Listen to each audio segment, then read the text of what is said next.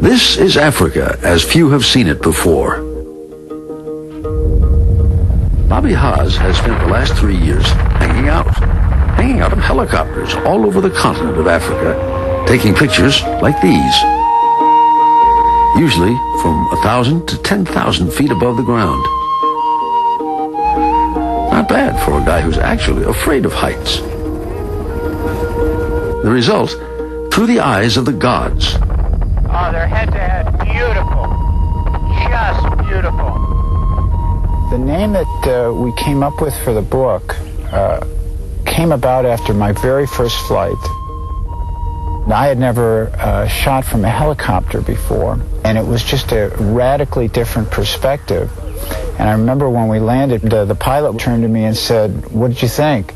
And I said, "You know, it looks like we're looking at the earth through the eyes of the gods." Look at that one just taking back and flipping around. Like his photographs, Haas comes to photography from a different perspective.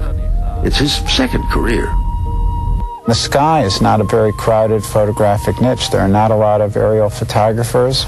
And I have just found that it gives you a chance to do something very different, which also means delivering your product to your audience in a way that the audience is seeing images that the audience has never seen before.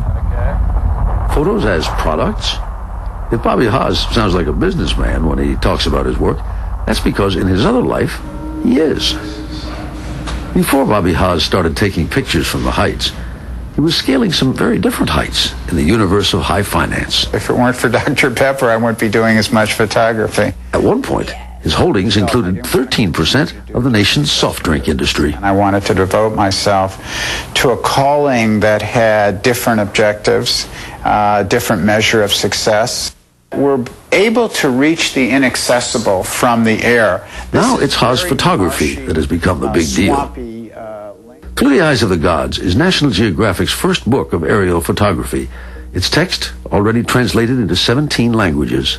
But to hear Bobby Haas tell it, the book's success is about more than the universal appeal of pretty pictures. He thinks it's spiritual. Spiritual not in a religious sense, but in the sense that I really never appreciated how beautiful the world is from the ground until I went in the air.